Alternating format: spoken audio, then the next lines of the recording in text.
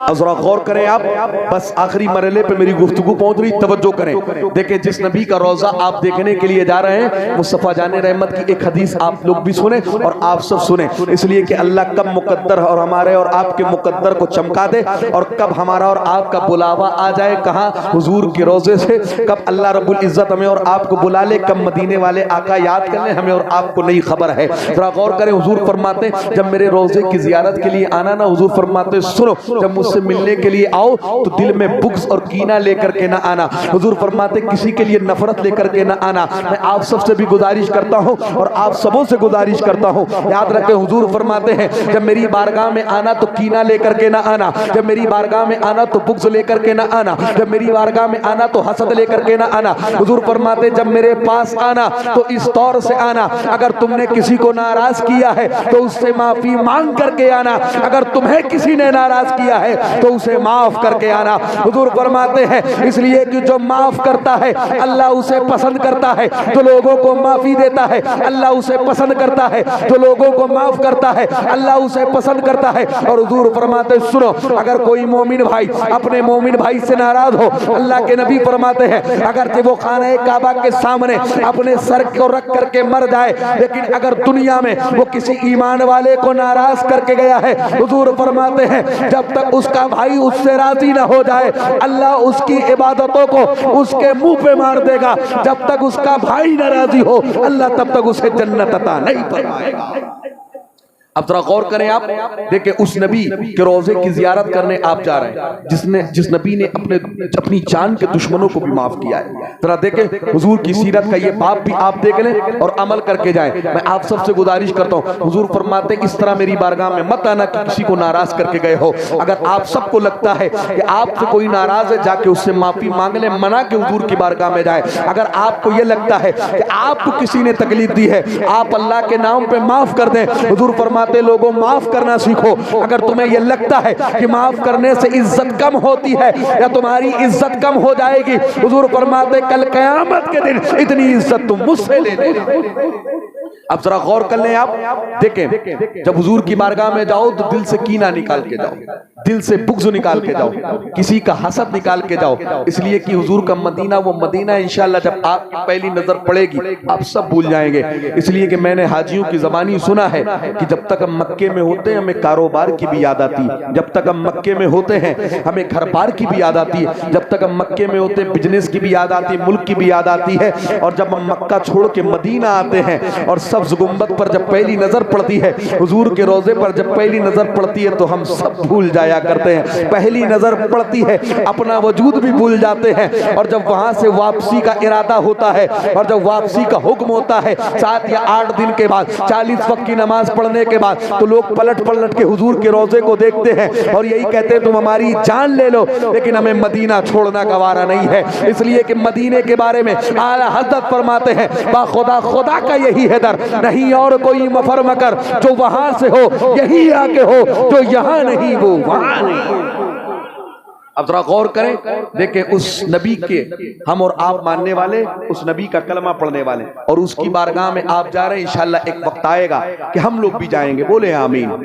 اور آپ سب ہم لوگوں کے لیے بھی دعا کرنا کہ جتنے لوگ اس محفل میں بیٹھے تھے اللہ سب کو مدینے بلا دے اور ہم اڑ کر کے مدینہ پہنچ جائیں۔ ذرا غور کریں، میں عرض یہ کر رہا تھا حضور وہ ہیں جنہوں نے اپنی جان کے دشمن کو بھی معاف کیا۔ ذرا غور کریں، دیکھیں آپ سب مسجد نبوی میں جائیں گے، انشاءاللہ نماز پڑھیں گے، جہاں نماز آپ پڑھیں گے 50,000 گنا آپ کو ثواب ملے گا۔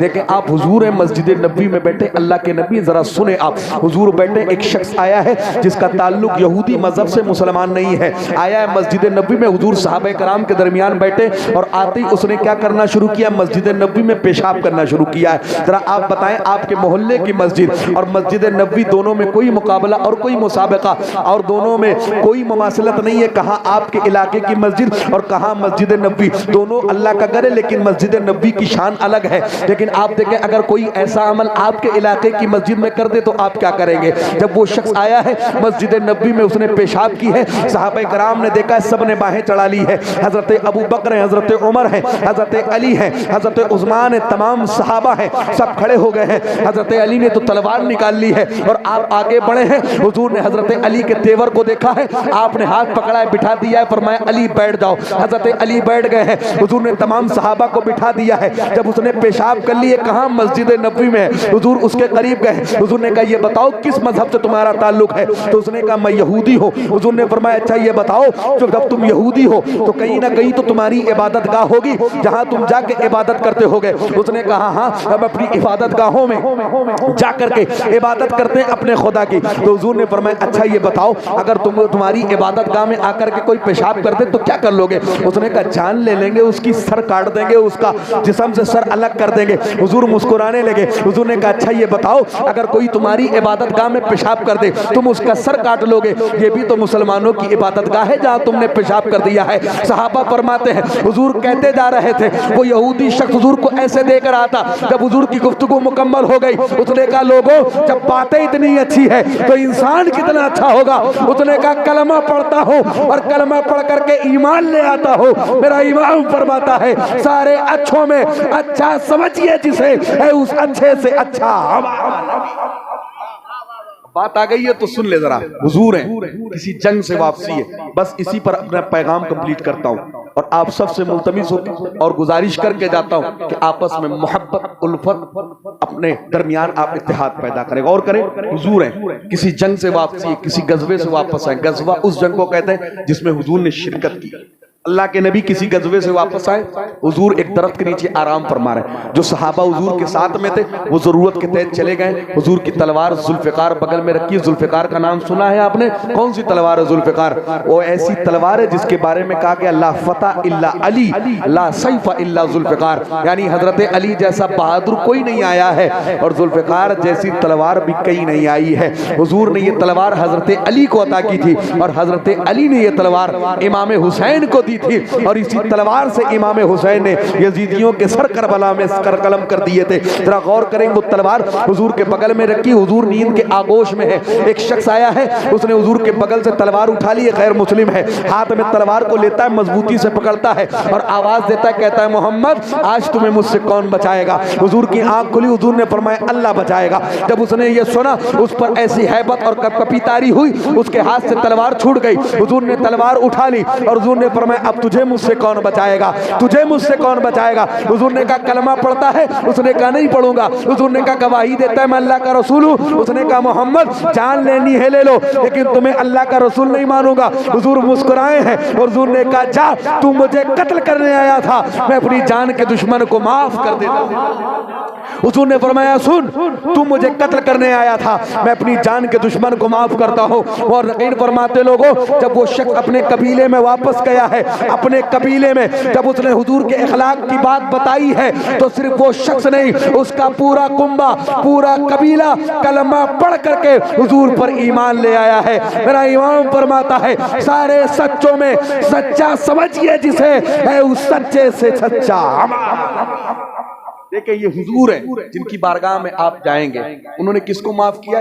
اپنے دشمنوں کو معاف کیا. دیکھیں بتقاضۂ بشریت بہت سے لوگوں سے ہم سب کا اختلاف ہوتا ہے, کسی بات پر جھگڑا ہو جاتا ہے, لیکن معاملہ وہاں ہوتا ہے جہاں چھوٹی چھوٹی بات پر ہم موت زندگی چھوڑ دیں. آخری پیغام, کھیت کھلیان کو لے کر کے, کھیتوں میں میڑ کو لے کر کے, کھیتوں کے بٹوارے کو لے کر کے, خاندان میں رشتہ داری کو لے کر کے, کہتے ہیں پوری زندگی نہ تمہارا چہرہ دیکھیں گے, نہ تمہیں اپنے در پہ بلائیں گے, نہ تمہارے گھر پہ آئیں گے. جاؤ موت زندگی, ہم نے تم کو چھوڑ دیا.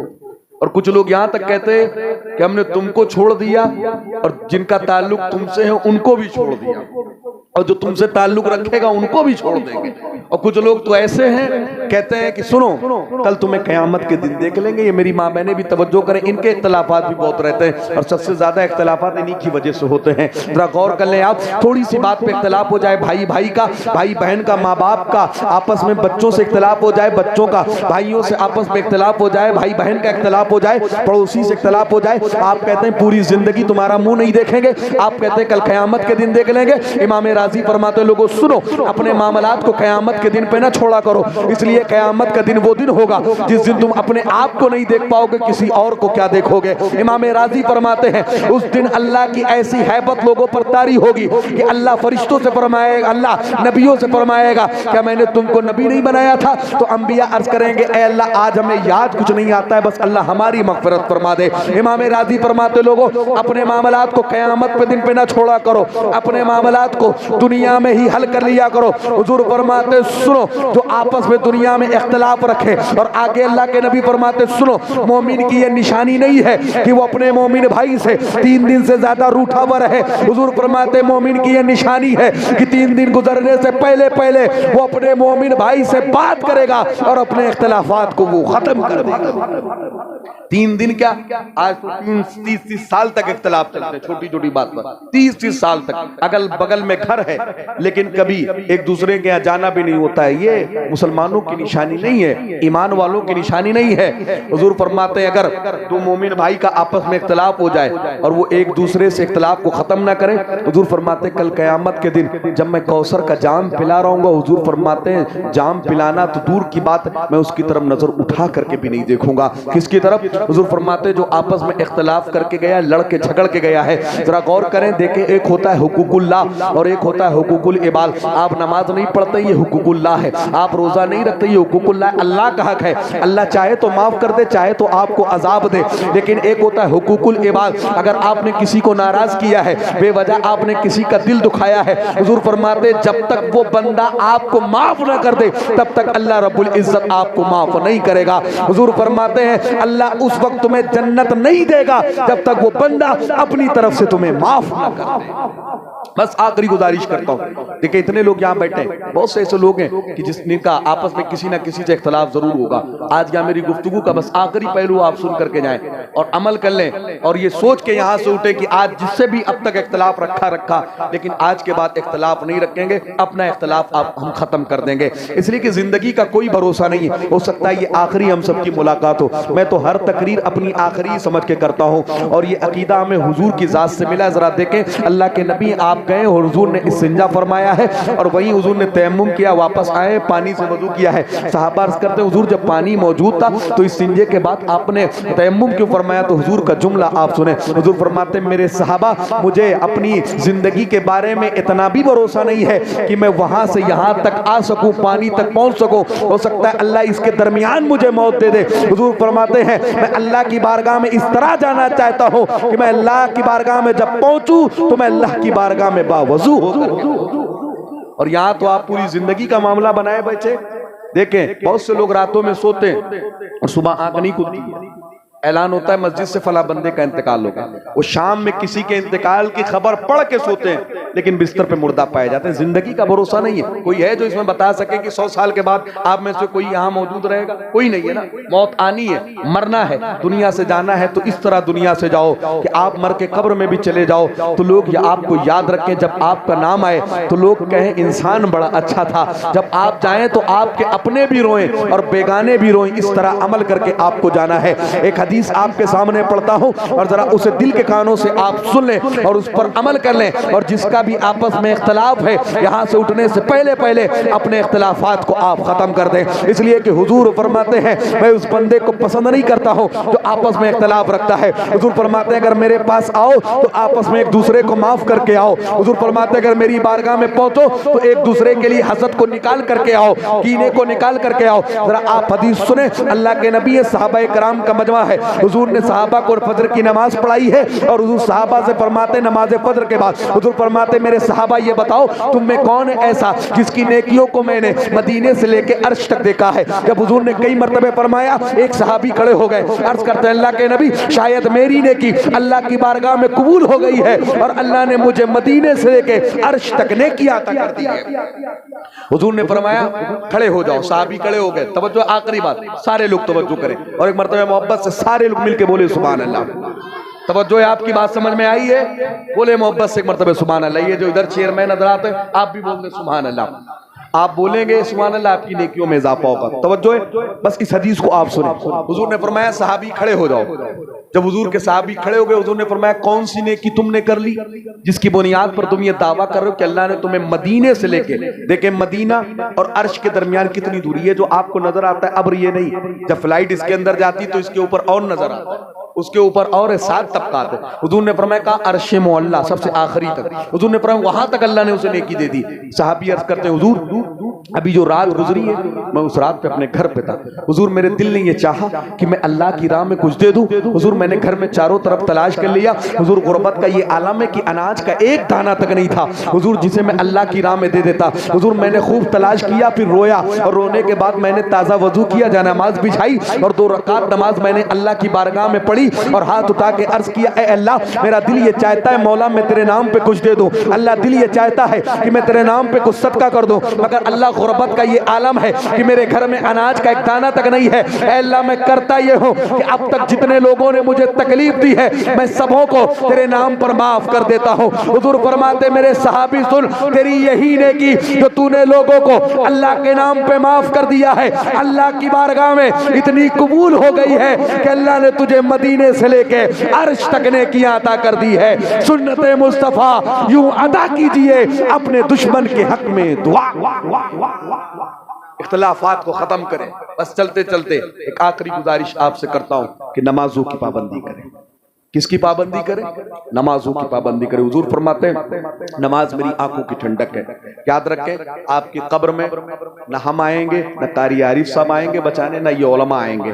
آپ کو اپنا حساب و کتاب خود دینا ہے. حضور فرماتے ہیں جو نماز پڑھ کے گیا اس کی قبر روشن ہے. اور حضور فرماتے ہیں من ترک الصلاۃ متعمدا فقط کفر, جس نے جان بوجھ کے نماز چھوڑی گویا وہ کفر کے قریب ہو گیا.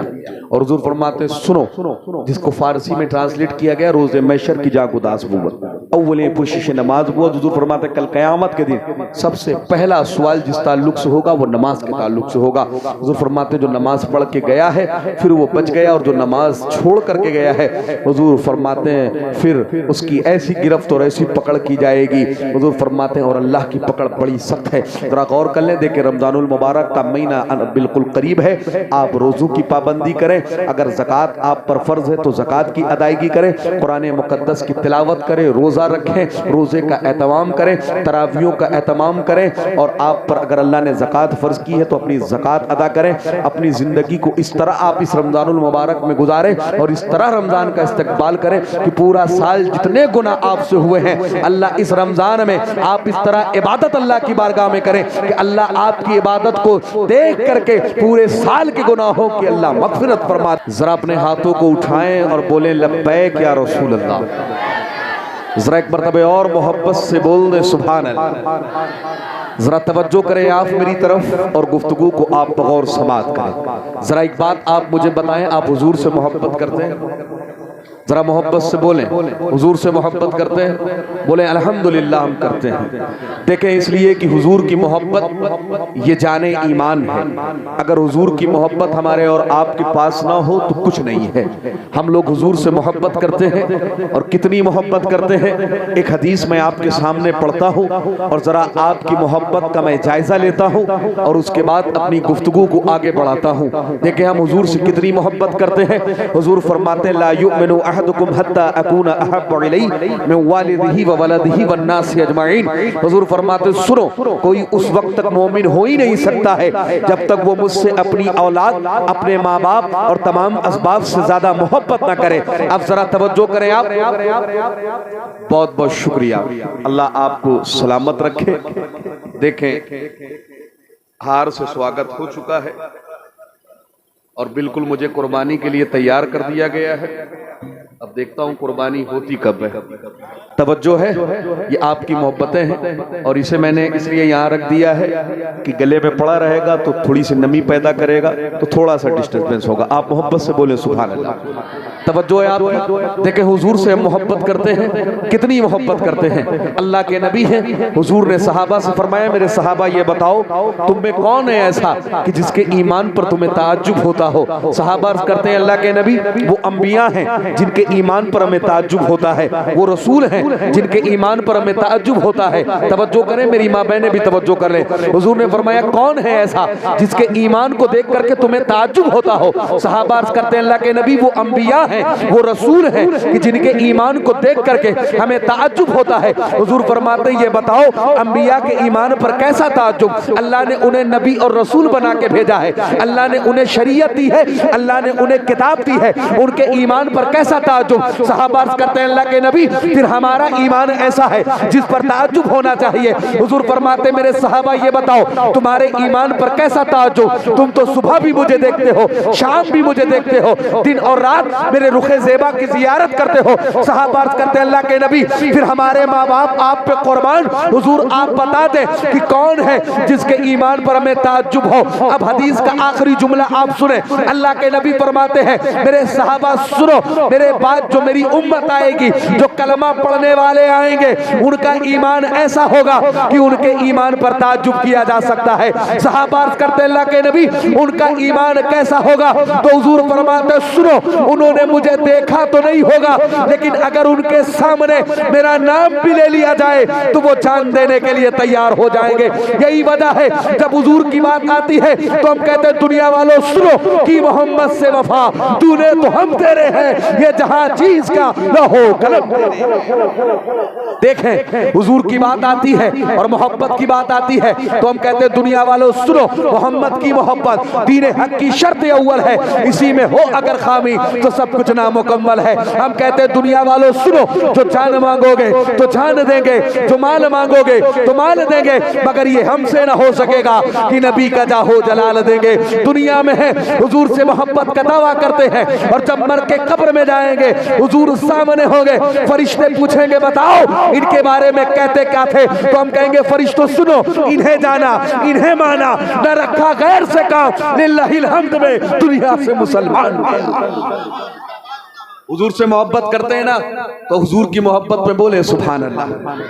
دیکھیں آج کا یہ پروگرام زیارت حرمین شریفین کے موقع پر منعقد کیا گیا۔ کتنے لوگ جا رہے ہیں عمرے؟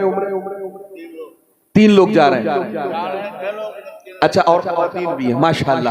یہ 3 حضرات ہیں جو میرے سامنے بیٹھے ہوئے، یہی 3 حضرات ہیں۔ اللہ ان کے عمرے کو اپنی بارگاہ میں قبول فرمائے، اور جو ان کے ساتھ میں خواتین ہیں اللہ ان کی حاضری کو اپنی بارگاہ میں قبول و مقبول فرما دے۔ آپ بولیں آمین آمین۔ ذرا آپ توجہ میری طرف کریں۔ اچھا یہ بتائیں کیا ان لوگوں سے زیادہ امیر کبیر شخص آپ کے گاؤں میں کوئی نہیں ہے؟ اور ہوں گے آپ کے علاقے میں ہوں گے، بہت سے ایسے ہیں جو ظاہراً سامنے نہیں ہوتے لیکن اللہ نے انہیں بہت کچھ دیا ہوتا ہے۔ آپ یہ بتائیں ان سے زیادہ بہت سے امیر کبیر شخص ہیں جو آپ کے علاقے میں بھی ہیں، آپ کے محلے میں بھی ہیں، اطراف میں بھی ہیں، لیکن آپ ذرا یہ بتائیں اللہ نے انہیں عمرے کی توفیق عطا کر دی۔ بہت سے ایسے لوگ ہیں جن کے پاس مال اور دولت ہوتی ہے لیکن زندگی بھر کبھی وہ نہ حضور کا روضہ دیکھ سکتے ہیں اور نہ اللہ کا گھر دیکھ سکتے ہیں، اس لیے کہ دولت ہونے سے کچھ نہیں ہوتا ہے۔ بڑی بڑی دولت اور ثروت والے لوگ بیٹھے رہتے ہیں، اللہ انہیں توفیق دیتا ہے جن کے دل میں محبت ہوتی ہے اور ارادہ ہوتا ہے، پہلے ارادہ ہوتا ہے اور پھر اللہ وہاں سے انتظام کرتا ہے جہاں سے وہ وہم و گمان بھی نہیں کر سکتے ہیں۔ میرا امام فرماتا ہے جان و دل ہوش و خرد سب تو مدینے پہنچے، تم نہیں چلتے رضا سارا تو سامان ہو گیا۔ ذرا دیکھیں آپ، پہلے ارادہ ہوتا ہے پھر اللہ وہاں سے انتظام کرتا ہے جہاں سے وہم و گمان بھی نہیں ہو سکتا ہے۔ اس پر میں آپ کے سامنے ایک بات رکھتا ہوں لیکن اس سے پہلے آپ میری ایک بات اور ذرا سماعت کر لیں۔ دیکھیں یہ لوگ ہیں انشاءاللہ یہ جب جائیں گے حضور کا روضہ دیکھیں گے، خانہ کعبہ کی زیارت کریں گے، ذرا غور کریں آپ جب یہ واپس آئیں گے تو آپ کچھ نہ کرنا ان کی آنکھوں کی زیارت کر لینا۔ حضور فرماتے ہیں جو اللہ کا گھر دیکھ کر کے آئے تم ان کی آنکھوں کی زیارت کر لو اور دل میں یہ عہد کر لو کہ اے اللہ یہ وہ آنکھیں ہیں جنہوں نے تیرے گھر کی زیارت کی ہے، اے اللہ ہم تیرے گھر کی زیارت نہ کر سکے لیکن ہم ان آنکھوں کی زیارت کر رہے ہیں اور تجھ سے یہ دعا کرتے ہیں اے اللہ آج ہم نے ان آنکھوں کو دیکھا ہے جنہوں نے تیرے گھر کو دیکھا ہے، اے اللہ ہماری زندگی میں وہ دل لانا مولا کہ مرنے سے پہلے ہم تیرے گھر کا دیدار۔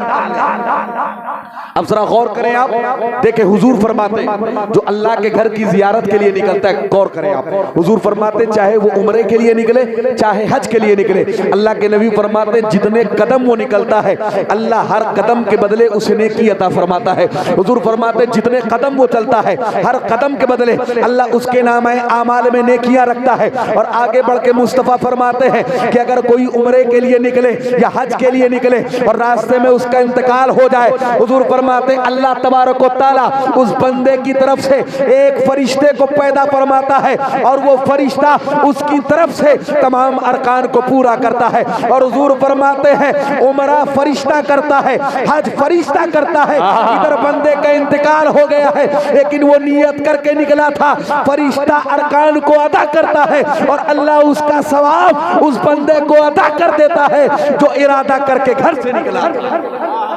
ذرا غور کریں، دیکھیں میں عرض یہ کر رہا تھا، توجہ ہے آپ کی، محبت سے بولے ایک مرتبہ سبحان اللہ، تھوڑا سا ماحول آپ بنائیں سننے کا، انشاءاللہ کچھ کام کی باتیں میں آپ کے سامنے رکھ کر کے جاؤں گا۔ دیکھیں پہلے بندہ ارادہ کرتا ہے، پھر اللہ وہاں سے انتظام فرماتا ہے جہاں سے وہ وہم و گمان بھی نہیں کر سکتا ہے۔ اب ذرا غور کریں، جس ملک میں ہم اور آپ رہتے ہیں اس ملک کا نام ہے ہندوستان۔ میں بات کرتا ہوں آزادی سے پہلے کی۔ دیکھیں امریکہ کا ایک صدر ہوا ہے جس کا نام ہے صدر جانسن، توجہ کریں آپ، اور جا کر کے آپ اس نام کو گوگل کر لیجئے گا، آپ کو پتا چل جائے گا۔ ایک صدر ہے جس کا نام ہے صدر جانسن، آپ کو معلوم ہے وہ ہندوستان آیا تھا کب؟ ملک کی آزادی سے پہلے، جب ہندوستان آزاد نہیں ہوا تھا، جب وہ ہندوستان کے وزٹ پر آیا ہے، مختلف مقامات کو اس نے دیکھا ہے اور وہ ممبئی کے سمندر کے ساحل پر اپنے گارڈ اور سرکشا کرمیوں کے ساتھ وہ سیر کر رہا تھا۔ توجہ کریں، یہ ہندوستان کی تاریخ ہے۔ اس کی نظر پڑی ہے ایک شخص پر جو سمندر کے قریب میں بیٹھ کر کے کچھ کر رہا ہے، وہ اس کے قریب گیا ہے اور اس نے ترجمان کے ذریعے، ٹرانسلیٹر کے ذریعے اس سے پوچھا ہے کہ رات کے 12 بج رہے ہیں، آدھا پہر رات کا گزر چکا ہے، آخر تم سمندر کے قریب بیٹھ کر کے کر کیا رہے ہو؟ تو اس مچھوارے نے کہا کہ میں یہاں بیٹھ کر کے مچھلی کا شکار کر رہا ہوں۔ تو صدر جانسن نے کہا توجہ رکھیے گا، صدر جانسن نے کہا اچھا یہ بتاؤ اگر تم اتنی رات میں یہاں چوری کر لو کوئی دیکھنے والا نہیں ہے، اگر تم چاہو تو کہیں جا کر کے ڈاکہ ڈال دو کوئی دیکھنے والا نہیں ہے۔ تو اس نے کہا میں غریب تو ہوں لیکن میں ایمان کا غریب نہیں ہوں، میں غریب ہوں لیکن ایمان میرا پختہ ہے، اگرچہ کوئی نہ دیکھے لیکن میرا یہ عقیدہ ہے کہ مجھے مصطفیٰ دیکھ رہے ہیں اور مصطفیٰ کا رب مجھے دیکھ رہا ہے۔ اس نے کہا میرے بیوی بچے بھوکے مر جائیں یہ تو مجھے گوارا ہے لیکن میں چوری نہیں کر سکتا ہوں اور حرام کا ایک لقمہ میں ان کی حلق کے نیچے نہیں اتار سکتا ہوں۔ مورخین فرماتے صدر جانسن کو اس کا یہ جملہ بہت اچھا لگا۔ اس نے کہا اچھا یہ بتاؤ تمہیں کچھ چاہیے؟ اس نے کہا کچھ نہیں چاہیے۔ صدر جانسن نے گارڈ سے کہا اس کو ہم اپنے ساتھ لے لو اور ہم اسے امریکہ لے کے چلتے۔ کہاں لے کے چلتے ہیں؟ جہاں کے ویزے کے لیے لوگ سر پٹک کے مر جاتے ہیں لیکن وہاں کا ویزا نہیں ملتا۔ اب توجہ کریں، جو پیغام میں آپ کو دینا چاہتا ہوں بس وہ پہنچنے والا ہے، توجہ کریں۔ اس نے اپنے ساتھ میں لیا ہے کس کو؟ اس شخص کو جو مچھلی کا شکار کر رہا تھا، اس کی پوری فیملی کو لیا ہے اور لے کر کے امریکہ چلا گیا ہے۔ کون؟ امریکہ کا راشٹرپتی۔ صدر جانسن کہتا ہے لوگوں اتنا سادہ بندہ تھا کہ اسے کھانے کی بھی تمیز نہیں تھی، اگر سالن اسے دیا جائے اپنے کپڑوں پہ گرا لیتا تھا، اگر اسے بیٹھنے کے لیے صوفہ دے دیا جائے تو زمین پر بیٹھ جاتا تھا۔ ایک مرتبہ صدر جانسن نے اس سے کہا یہ بتا 1 مہینہ ہو گیا ہے تجھے یہاں رہتے ہوئے، اگر تو چاہے تو میں تجھے امریکہ کی ناگرتا دے سکتا ہوں، اگر تو چاہے تو میں یہاں کی تجھے نیشنلٹی دے سکتا ہوں، اگر تو چاہے تو میں تجھے یہاں گھر دے سکتا ہوں، اگر تو چاہے تو میں یہاں تجھے کوئی کاروبار کروا کے دے سکتا ہوں، تجھے کچھ چاہیے؟ تو وہ کہتا ہے بڑا سادہ بندہ تھا، اس کی معصومیت پر میں فدا ہو گیا۔ صدر جانسن کہتا ہے جب میں نے اس سے کہا تجھے کچھ چاہیے تو اس نے کہا اگر آپ مجھے کچھ دینا ہی چاہتے ہیں تو ایک مرتبہ مجھے زندگی میں مصطفیٰ کا روضہ دکھا دیجیے۔ توجہ ہے، صدر جانسن کہتا ہے مجھے تعجب ہوا، اس کو مال و دولت نہیں چاہیے، یہ کہتا ہے زندگی میں ایک بار مدینہ دکھا دے۔ صدر جانسن نے اس وقت سعودی حکومت کو اپلیکیشن لکھا تھا کہ میں زندگی میں ایک مرتبہ سامنے سے مدینہ دیکھنا چاہتا ہوں، تو وہاں کی حکومت نے کہا تھا ہم دکھاتے ہیں لیکن سب کو نہیں دکھاتے، ایمان والوں کو دکھاتے ہیں۔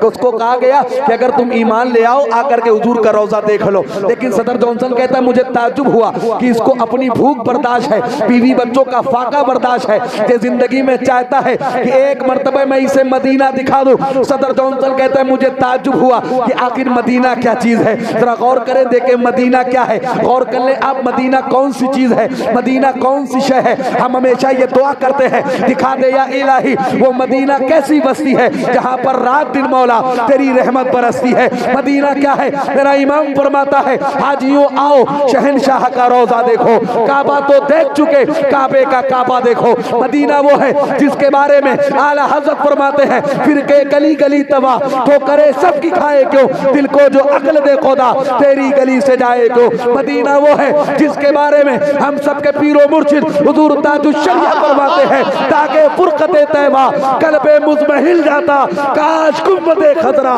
دیکھنے کو مل. نعرہ تکبیر, نعرہ رسالت, جشن عید میلاد النبی, نعرہ تکبیر. غور کریں پھر صدر جانسن نے اس کو ایک مرتبہ نہیں, اس نے کہا میں تو نہیں دیکھ سکتا ہوں لیکن میں جب تک تو زندہ رہے گا ہر سال میں تجھے بھیجوں گا, تو جا کر کے اپنے نبی کر کے روزے کی زیارت کر لینا. دیکھیں آپ ایک مچھوارا جس کے پاس کوئی انتظام نہیں تھا, وہ وہم و گمان بھی نہیں کر سکتا تھا کہ میں جا کر کے حضور کا روزہ دیکھوں گا, لیکن تڑپ ایسی تھی, دل میں محبت ایسی تھی, اور جب محبت کا جذبہ اٹھا ہے تو اللہ نے وہاں سے انتظام کر دیا ہے جہاں کے بارے میں وہ وہم و گمان بھی نہیں کر سکا ہے. تو آپ پہلے حضور کی محبت دل میں بٹھائیں, آپ پہلے خانہ کعبہ کی محبت اپنے دل میں بٹھائیں, آپ پہلے مدینے کی محبت اپنے دل میں بٹھائیں. اگرچہ آپ کے پاس مال و دولت نہیں ہے, اگرچہ آپ کے پاس انتظام نہیں ہے, لیکن میرا تیقن یہ کہتا ہے اگر آپ کے دل میں تڑپ ہے تو اللہ آپ کا انتظام وہاں سے کر دے گا جہاں کے بارے میں آپ سوچ. غور کریں آپ دیکھیں, آپ تینوں حضرات سے میں ملتمس ہوں اب میری طرف آپ توجہ کریں. جب آپ حضور کا روضہ دیکھیں غور کریں, حضور فرماتے من زار قبری وجبت لہ شفاعتی, جس نے میرے روضے کی زیارت کی حضور فرماتے اس پر میری شفاعت واجب ہو گئی. اور آگے اللہ کے نبی فرماتے لوگوں زندگی چاہے جہاں گزارو لیکن تمنا یہ کرو کہ اللہ تمہیں مدینے میں موت عطا فرما دے.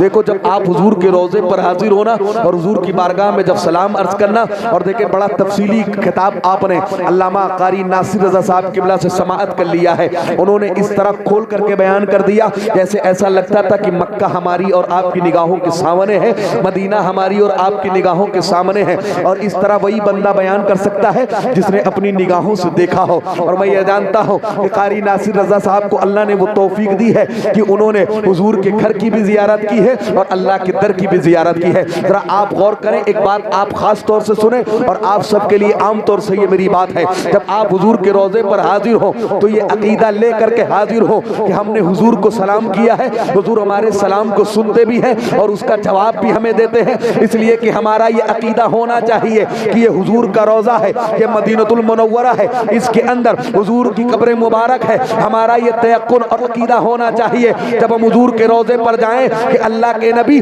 اپنی قبر مبارک پر زندہ ہے. ذرا غور کریں, حضور زندہ ہے اس پر قرآن کی آیت شاہد ہے, اللہ کے نبی زندہ ہے اس پر حدیث مصطفیٰ شاہد ہے, انبیاء زندہ ہے اس کے بارے میں حدیث شاہد ہے. لیکن ایک بات میں آپ کے سامنے رکھتا ہوں, ابھی آپ دیکھیں دور حاضر کی میں مثال آپ کو دوں بالکل ماضی قریب میں. دیکھیں یہ جو حضور کا روضہ ہے اور حضور کے روضے پر یہ جو سنہری جالیاں ہیں اس کے اندر کہیں سے ایک پرندہ داخل ہو گیا ہے جسے اپنی زبان میں ہم کبوتر کہتے ہیں. توجہ کریں آپ, جب وہ پرندہ اندر گیا ہے باہر نکلنے کا راستہ نہیں ملا ہے, اندر ہی اس کا انتقال ہو گیا ہے. جب لوگوں کو یہ خبر ہوئی ہے وہاں کے حکام کو, کہاں کے مدینۃ المنورہ کے حکام کو, وہاں کے اراکین کو, جب یہ خبر ہوئی ہے کہ ایک پرندہ حضور کی قبر انور کے قریب میں جا کر کے مر گیا ہے تو لوگوں نے کہا اگر اسے نکالا نہیں گیا کچھ وقت ہو جائے گا, اس کے اندر سڑن پیدا ہو جائے گی, کچھ وقت ہوگا اس کے اندر سے بدبو پیدا ہو جائے گی. توجہ کریں آپ دیکھیں, ویسے ہی ہم لوگ ایک چائے والے سے اتنا پریشان ہے, پورا ملک پریشان ہے, اور دوسرا یہاں بھی پریشان کرو گے تو پھر کیسے چلے گا. توجہ کریں, چائے بعد میں پلا دینا آپ, ہے کہ نہیں, یہ سب پریشان ہے نا, اور یہاں بھی وہی لوگ پریشان کریں گے تو چائے والوں سے چھٹکارا پانا پڑے گا. غور کر لیں آپ, توجہ کریں, چائے پھر پلا دینا, اس لیے کہ چائے آپ پلائیں گے ڈسٹربنس پیدا ہوگی. جن کو مل گئی ان کو مبارک, اور جن کو نہیں ملی بعد میں پی لینا. محبت سے بولیے سبحان اللہ. توجہ آپ کی دیکھیں، میں عرض یہ کر رہا تھا، دیکھیں حضور کس طرح زندہ ہے۔ جب پرندہ اندر گیا ہے، انتقال ہوا ہے، لوگوں نے کہا اس کو نکالا جائے۔ وہاں کے بڑے بڑے شیخ، بڑے بڑے علماء اور بڑے بڑے مفتیان کرام، مکے کے بڑے بڑے مفتی آپس میں سر جوڑ کر کے بیٹھ گئے، بالکل ماضی قریب کی بات ہے۔ لوگوں نے کہا اچھا یہ بتاؤ، اس پرندے کو تو نکالا جائے گا، لیکن کون ہے ہم میں سے جو یہ ہمت کر سکے کہ حضور کے روضے کے اندر جائے؟ کون ہے جو اپنے آپ کو اس قابل سمجھے کہ اس کے قدم حضور کے روضے کے اندر پڑ جائیں؟ سب نے سر جوڑ کر کے آپس میں یہ فیصلہ کیا ہے کہ کوئی ایسا خاندان تلاش کرو جو عام طور سے گناہوں سے بچتا ہو، سیدوں کا خاندان ہو، شریف النفس ہو۔ پورے مکے میں ایک خاندان تلاش کیا گیا ہے، پھر اس خاندان میں ایک میاں اور بیوی کو تلاش کیا گیا ہے، پھر اس کے ایک بچے کو تلاش کیا گیا ہے جس کی عمر 7-8 سال کی ہے۔ اس بچے کو غسل کرایا گیا ہے، اس کو نیا لباس پہنایا گیا ہے، خوشبوؤں سے معطر کیا گیا ہے، اور اسے پھر حضور کے روضے کے اندر بھیجا گیا ہے تاکہ وہ کبوتر کو لے کر کے باہر آ جائے۔ جو کبوتر جا کے اندر مر چکا ہے، اب ذرا غور کریں آپ، جب وہ بچہ حضور کے روضے کے اندر گیا ہے، اس پر تاریخ شاہد ہے، آج جا کر کے آپ میڈیا میں بیانات دیکھ لیجئے، اس نے حضور کے روضے سے کبوتر کو اٹھایا ہے اور باہر آیا ہے، اور رو کر کے اس نے چیخ ماری تھی اور لوگوں سے کہا تھا لوگوں میں حضور کے روضے کے اندر گیا ہوں، حضور کے روضے کے اندر جا کر کے اس نے کہا لوگوں سنو، قسم ہے اس ذات کی جس کی قبضہ قدرت میں میری جان ہے، میں اللہ کی قسم کھا کے کہتا ہوں لوگوں میں حضور کے روضے کے اندر گیا ہوں اور میں نے جا کر کے حضور کی زیارت کی ہے۔ اس نے کہا لوگوں میں نے حضور کو دیکھا ہے، اور یہ بات میں سب کے سامنے کہتا ہوں کہ اللہ کے نبی زندہ ہے، حضور زندہ ہے، میرا امام کہتا ہے تو زندہ ہے واللہ، تو زندہ ہے واللہ، میری چشم عالم سے جھک جانے والے۔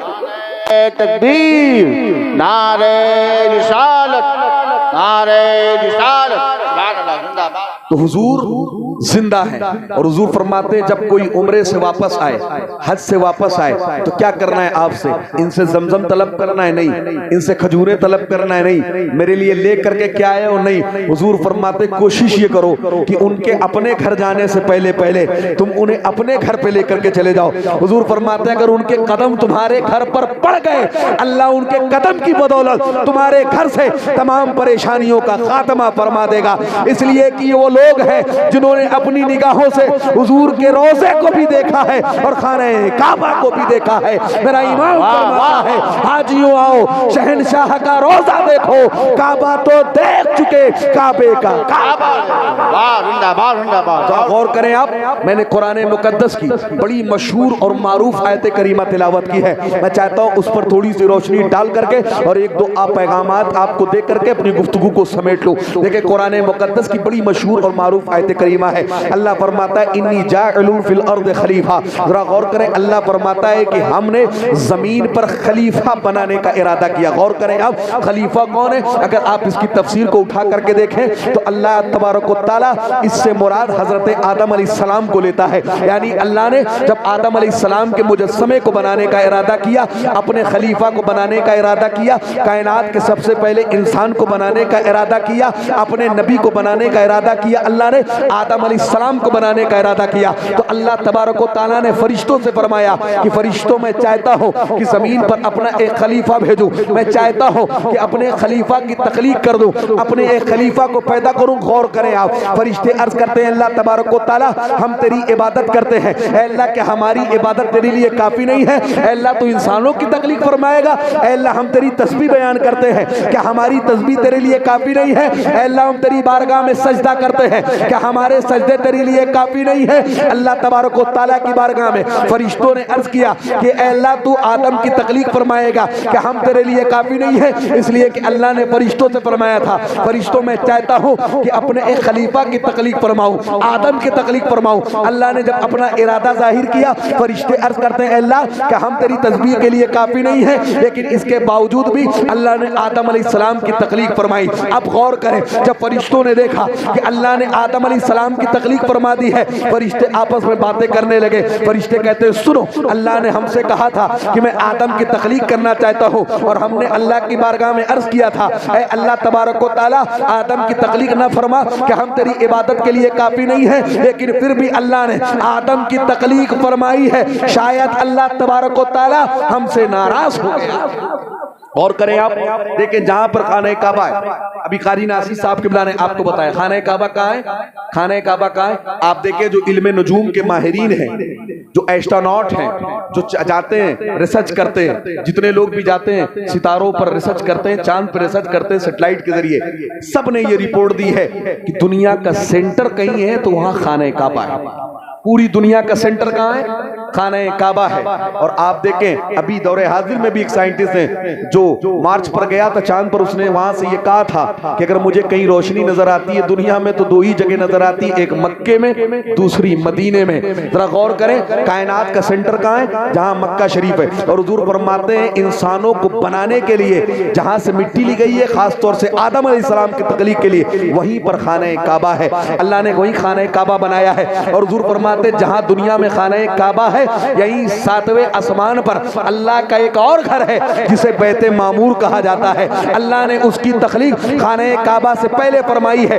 جب اللہ نے فرشتوں سے فرمایا کہ میں آدم کی تخلیق کرنا چاہتا ہوں، فرشتوں نے کہا اللہ ہم تیری عبادت کے لیے کافی نہیں ہے، اللہ نے آدم علیہ السلام کی تخلیق فرما دی۔ اب فرشتوں نے سوچا شاید اللہ ہم سے ناراض ہو گیا ہے، تو فرشتوں نے بیت معمور کا چکر لگانا شروع کر دیا، چاروں طرف گھومنے لگے بیت معمور کے، چاروں طرف طواف کرنے لگے۔ 7 چکر فرشتوں نے لگائے تھے۔ اللہ نے فرمایا فرشتوں یہ کیا کر رہے ہو؟ اس کی چاروں طرف گھوم کیوں رہے ہو؟ آخر اس کا طواف کیوں کر رہے ہو؟ کس کا؟ بیت معمور کا۔ تو فرشتے عرض کرتے ہیں اے اللہ شاید ہم نے یہ سوچا کہ ہم نے تیری بارگاہ میں یہ مشورہ دیا کہ تو آدم کی تخلیق نہ فرما، ہمیں یہ لگا کہ شاید تو ہم سے ناراض ہو گیا ہے، اسی لیے ہم بیت معمور کا چکر لگا رہے ہیں تاکہ ہم اس کا چکر لگائیں، اس کا طواف کریں، اور اے اللہ تو ہم سے راضی ہو۔ اب غور کریں حضور فرماتے ہیں، علامہ طبری اس کو تاریخ طبری میں بیان کرتے ہیں، اللہ رب العزت نے فرمایا فرشتوں سنو میں تم سے ناراض نہیں ہوں، جو میں جانتا ہوں وہ تم نہیں جانتے۔ آدم کی تخلیق ایک مصلحت ہے، آدم کو پیدا کرنا یہ مصلحت ہے، اور وہ مصلحت میں جانتا ہوں۔ انسانوں کی تخلیق کے پیچھے بھی ایک راز ہے، اور وہ راز میں جانتا ہوں۔ اللہ نے فرمایا فرشتوں میں تم سے ناراض نہیں ہو، لیکن سنو جہاں پر بیت معمور ہے اسی کے نیچے دنیا میں جاؤ اور جا کر کے میرے ایک اور گھر کی تعمیر کرو جس کا نام میں کعبہ رکھوں گا۔ فرشتوں نے اس گھر کی تعمیر کر دی۔ اب فرشتے عرض کرتے ہیں اللہ تبارک و تعالیٰ پہلے سے تیرا ایک گھر تھا جسے بیت معمور کہتے ہیں، اے اللہ تو نے کعبے کی تخلیق فرمائی ہے، اے اللہ تو نے کعبے کی تعمیر ہمارے ذریعے فرمائی ہے، اے اللہ آخر تو نے کعبے کی تعمیر کیوں فرمائی ہے؟ اب ذرا آپ غور کر لیں، اللہ نے فرمایا فرشتوں سنو جب تمہیں یہ خیال پیدا ہوا تمہارے دل میں کہ میں تم سے ناراض ہوں، تم نے بیت معمور کا چکر لگانا شروع کر دیا۔ اگر میرے بندوں کو یہ لگے گا کہ ان کے گناہوں کی وجہ سے میں ان سے ناراض ہوں، وہ آ کر کے خانہ کعبہ کا 7 چکر لگائیں گے، وہ خانہ کعبہ کا طواف کریں گے، میں ان کے گناہوں کی غور کریں آپ جب خانہ کعبہ کا چکر لگاتے ہیں حضور فرماتے ہیں اللہ رب العزت ان کی نیکیوں کو بڑھاتا ہے اور ان کے گناہوں کو مٹاتا ہے۔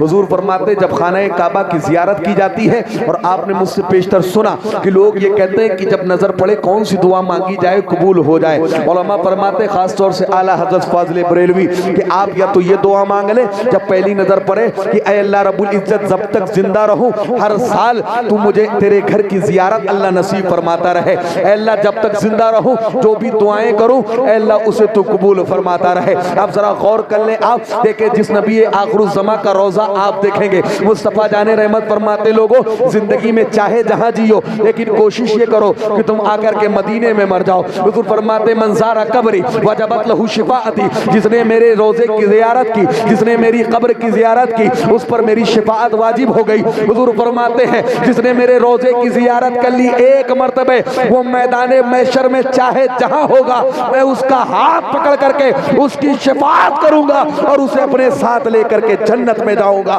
میرا امام فرماتا ہے حاجیوں آؤ شہنشاہ کا روزہ دیکھو، کعبہ تو دیکھ چکے کعبے کا کعبہ دیکھو۔ نعرہ تکبیر، نعرہ رسالت، مسلک اعلیٰ حضرت زیارت حرمین شریفین، نعرہ تکبیر، نعرہ رسالت۔ اللہ کی بارگاہ میں دعا ہے کہ اللہ تبارک و تعالیٰ اس پروگرام کو اپنی بارگاہ میں قبول فرمائے۔ جتنے حضرات بھی مرد اور خواتین زیارت حرمین شریفین طیبین کے لیے جا رہے ہیں، اللہ ان کی زیارت کو قبول فرمائے، ان کے عمرے کو قبول فرمائے، اور اللہ تبارک و تعالیٰ ان کو اپنے حفظ و امان میں رکھے، اللہ ان کی نیکیوں کو قبول فرمائے، اور اللہ ان کے گناہوں کو مٹائے۔ جن لوگوں نے بھی اس پروگرام کو رچایا، سجایا، بسایا، اللہ ان کی محنت کاوش کو اپنی بارگاہ میں قبول فرمائے۔ جتنے لوگ یہاں حاضر ہیں، اللہ سب کی حاضری کو قبول فرمائے۔ بس اس شعر کے ساتھ گفتگو ختم کرتا ہوں کہ زندگی یہ نہیں ہے کسی کے لیے، زندگی ہے نبی کی، نبی کے لیے۔ نہ سمجھ مرتا ہے زندگی کے لیے، جینا مرنا ہے سب کچھ نبی کے لیے، اور مسلک اعلیٰ حضرت پر قائم رہو۔ زندگی دی گئی ہے اسی کے لیے۔ اختر قادری خلد میں چل دیا، خلد با ہے ہر ایک قادری کے لیے۔ وما علینا الا البلاغ۔ السلام علیکم۔